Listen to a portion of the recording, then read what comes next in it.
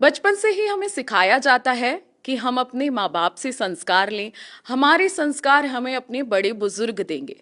लेकिन आज मैं एक ऐसे परिवार के पास आई हूँ जिसने अपने बच्चों को ही नहीं, पूरे देश को, और देश को ही नहीं, विदेश तक भी ऐसे संस्कार पहुंचाए हैं जिससे उनका जीवन आसान हो गया है, उनका मन शांत होता है। सभी व्यक्ति इस परिवार के साथ जुड़ना चाहते हैं क्योंकि ये परिवार मन को शांति सिखाता है, मन को विश्वास सिखाता है और एक जीने का तरीका सिखाता है।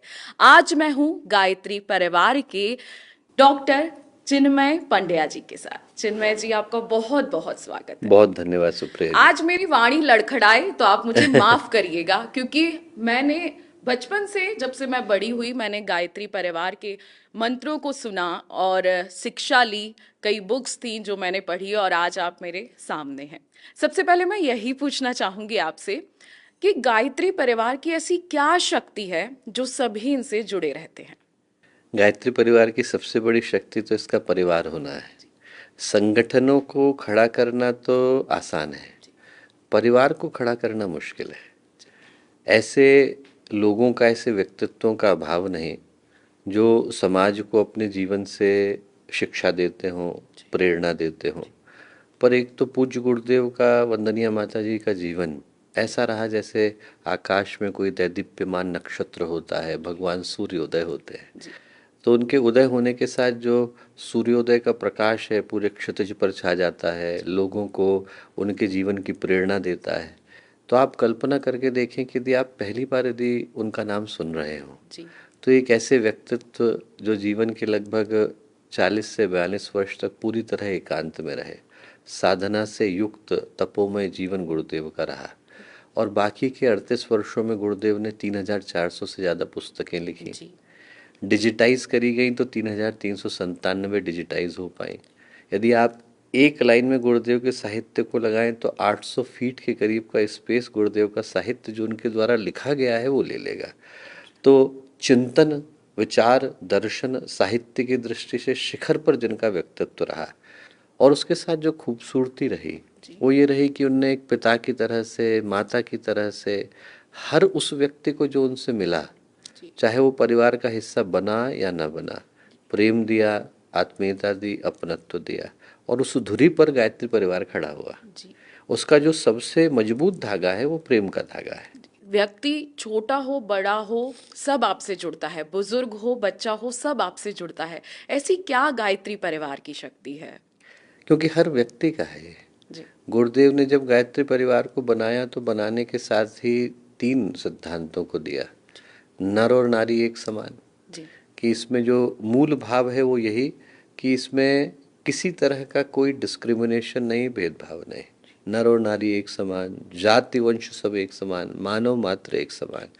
हर व्यक्ति का, हर वर्ग का, हर वर्ण का, हर जाति का, हर संप्रदाय का, हर उस व्यक्ति का जिसके हृदय में 2 कामनाएं, जी। आत्म परिष्कार और लोक मंगल। मैं अच्छा इंसान बनूं, समाज को रहने के लिए बेहतर जगह बनाऊं। इन 2 भावों के साथ जिसने भी अपने जीवन की यात्रा को शुरू किया, उसका परिवार किसी न किसी रूप में गायत्री परिवार ही। ये आज की भागती दौड़ती जिंदगी है, सब परेशान है, मन में बहुत सारी चिंताएं हैं, बहुत सारे बर्डन्स भी लेके लोग चलते हैं। तो ऐसी स्थिति में अपने मन को कैसे शांत किया जाए और गायत्री परिवार के साथ कैसे जुड़ के इस मन को ठीक किया जाए? पहला तो इस सिद्धांत को मन में कहीं रखा जाए कि जिस मन से समस्याएं निकल करके आई, जी। उसी मन से समाधान निकल करके आता है।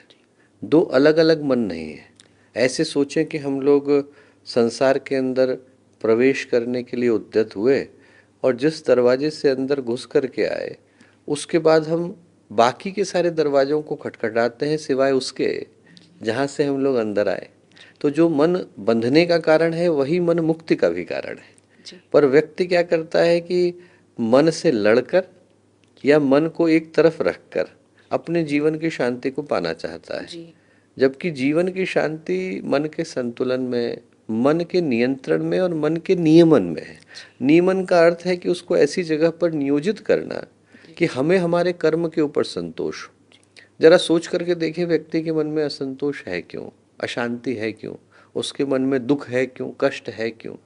या तो उसको अपने किए पर संतोष नहीं है, जी या फिर व्यक्ति ऐसे पथ पर चल रहा है जिसमें उसको स्वयं को स्पष्टता नहीं है कि मैं कर क्या रहा हूँ, जा कहाँ रहा हूँ, जो कर रहा हूँ वो सही है कि नहीं, जो कर रहा हूँ मुझे संतोष देगा कि नहीं, जो कर रहा हूँ उसमें मुझे आत्म सुख की, आत्म शांति की प्राप्ति होगी कि नहीं। जी और जहाँ पर ये स्पष्टता ही नहीं है, वहाँ पर मैं कितना भी कर लूँ, मुझे वो कर्म संतोष दे करके जाते नहीं हैं। और इनके संतोष की जो जड़ है वो व्यक्ति के मन के अंदर ही विद्यमान है। जी गायत्री परिवार से जुड़ने के साथ तीन चीजें व्यक्ति को उपहार में मिलती है। एक तो उपासना मिलती है। व्यक्ति जब किसी देवीय शक्ति के साथ जुड़ता है तो जुड़ने के साथ साथ क्या है कि उसके अपने व्यक्तित्व में परिवर्तन होता है। संसार का एक बड़ा शाश्वत सिद्धांत है, आप जहाँ बैठेंगे, जिसके साथ बैठेंगे, उसके गुणों को ग्रहण कर पाने की क्षमता आपके अंदर आती है। फ्रिज खोल के बैठेंगे ठंडक आएगी, आग के पास बैठेंगे गर्मी आएगी।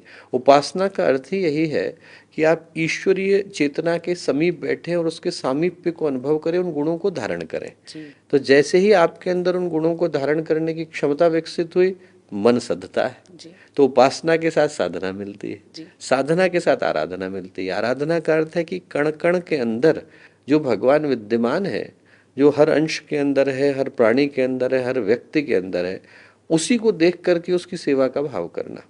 जी कि सब कमा रहे हैं, खा रहे हैं, लेकिन मन में बेचैनी है, घबराहट है। अब वो चाहते हैं ईश्वर से जुड़ना, भगवान से जुड़ना, लेकिन समय का अभाव है या और भी चीजें हैं। तो कम समय में ईश्वर शक्ति से कैसे जुड़ा जाए?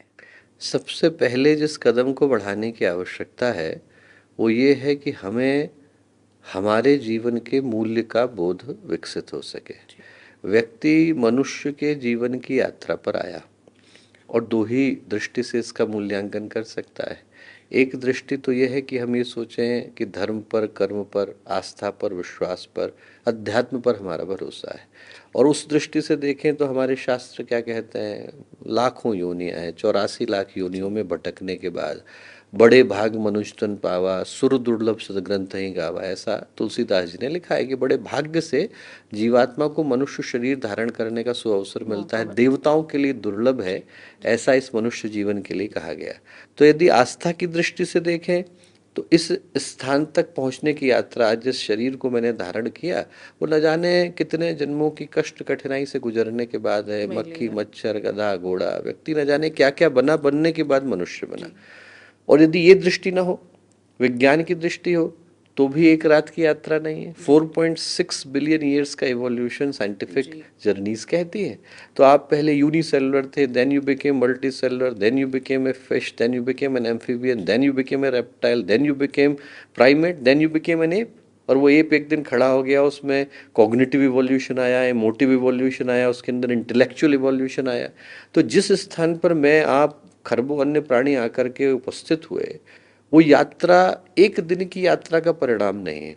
यदि व्यक्ति उसके मूल्य को समझ सके, प्रेशियसनेस को समझ सके, समझ सके कि जो है मुझे मिला, इससे ज्यादा कीमती कुछ है नहीं, मनुष्य के जीवन से बढ़कर के दूसरा उपहार नहीं, तो हर सांस जो है वो बेशकीमती हो जाती है। तब व्यक्ति उसको व्यर्थ गंवाना नहीं चाहता। कहीं मन में यदि ये भाव रहता है कि देखो मुझे अनंत काल तक जीना है, ये जो शरीर है वो मेरा छूट भी जाए तो कोई दिक्कत नहीं, व्यक्ति अपने मन में कहीं अनजाने में ये भाव लेकर के चलता है और इसीलिए नए नए सपनों को बुनता है, नई नई यात्राओं पे चलता है। पर जैसे ही भाव आया कि न जाने कितने वर्षों की प्रतीक्षा के बाद मनुष्य का जीवन मिला,